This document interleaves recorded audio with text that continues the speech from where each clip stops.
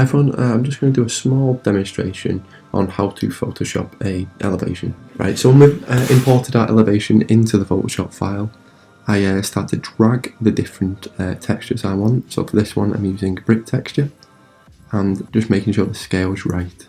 With this then I'm just going to drag it all over and duplicate the layers just to make the texture like fit the full width of the building, and then merge all the layers together like so. Once I've got that, I just want to make sure the top's going to fit in, so I'll duplicate that again and push it up.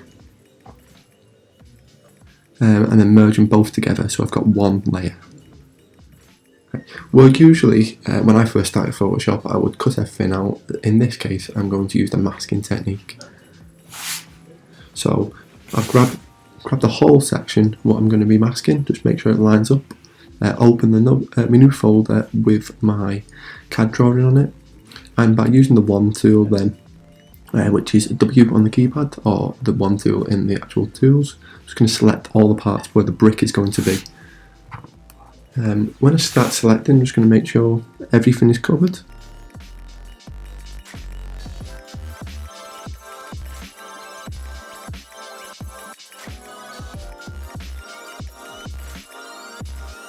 Right, when it's all covered now, I'm just going to select the layer which I plan to mask.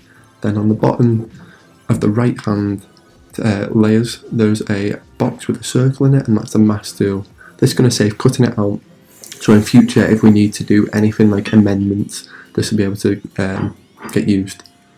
So I've just dropped the opacity down and added a overlay of a greyish tone over the top, just to try and give it some depth and colour to it rather than just a plain brick. Right, when I'm happy with that, I'm just going to leave that as it is. Then I'm going to use the roof. Same again, I've got a texture off website where there's many websites what you can find these on, different tones, different colours. I'm just making sure the scale's right. Once I've done this, I'm then going to, same again, duplicate all the layers and extend it over rather than stretching it, because that'll lose the scale. Merge all layers together, and just to make sure that it fits the whole roof which I plan to use. So I'm just going to drop the opacity down again, just to make the colour a bit less harsh. And then I'm going to select on the bottom layer which I plan to cut out or mask. So I'm going to go to the One tool again, click on the roof, go onto the tile roof layer and just click the mask button at the bottom again. And that'll just mask it to the shape. As you can see, it's starting to take shape now. Right, then I'm going to do the glass layer. So for this I'm going to make a new layer and then put it in a folder which glass. Right, I'm going to cover the whole page in a glass now. So I'm just going to find a nice bluish colour which I can use. So something quite light and something what you'd resemble glass with. And then I'm going to paint the whole layer from the bucket tool, or G on the keypad, and just click the whole layer. From this, just going to drop the opacity down just to make it a bit lighter colour, and then I'm going to use the mask tool again. So everything we're going to be doing today is using the mask tool. So for this, I'm just clicking over onto the different bits of glass which I'm going to use. So for instance up here, and then on the main door and window where the entrance of the building is going to be. Just going to click it all with the magic wand tool, just highlight everything what I plan to use for glass. And the same as before, click on the layer which is in glass, and then we're going to mask this, which is the same again. As you see, it snaps into place. So we're starting to get a real good build up of the work now. So the next thing I plan to do is just do all of the banding. So it's going to be the frame and the coping, and also the little bit of banding on top of the chimney sweep. So for this I'm going to pick a nice greyish colour, and just going to do the same as we did with the glass, which is just use the paint bucket tool and paint the whole page. So I'm going to drop this again, and then press W or One tool and just click on everything what is going to be in this grey. So it's going to either be the door, the frame, the garage door, everything like that, which is going to be in a nice grey tone.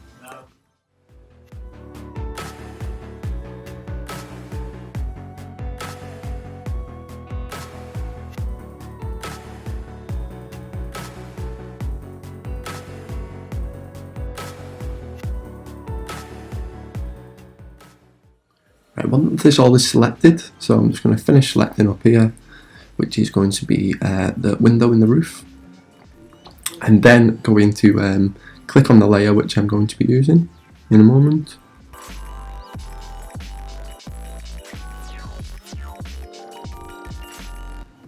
Right, once it's all selected, I'm going to mask this. So I'm going to click on the layer just to show it. As you see, it's got the dash around it, and then I'm just going to drop the opacity after I've masked it to give us a nice little grey tone. As you can see, this is coming on quite nicely.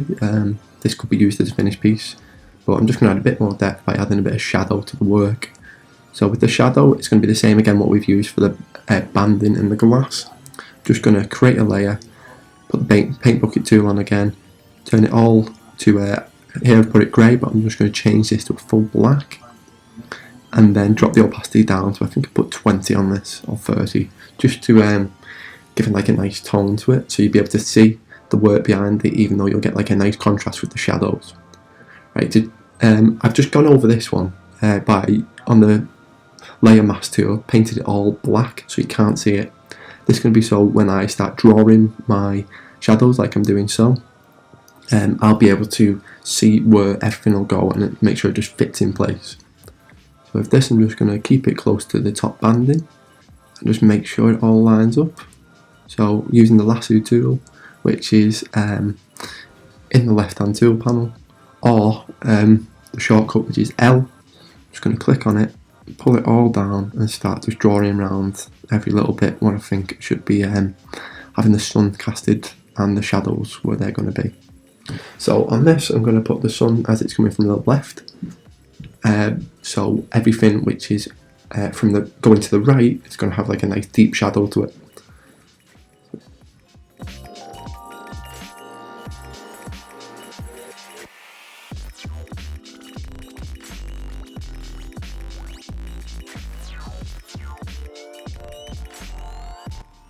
Right, once I've got this selected now, I'm just going to go back on my paint bucket tool, make sure it's in the white, and then click on the layer, and there we go. So I'm going to repeat this through the whole process, just to add the to show where the different buildings can be stepping in and out.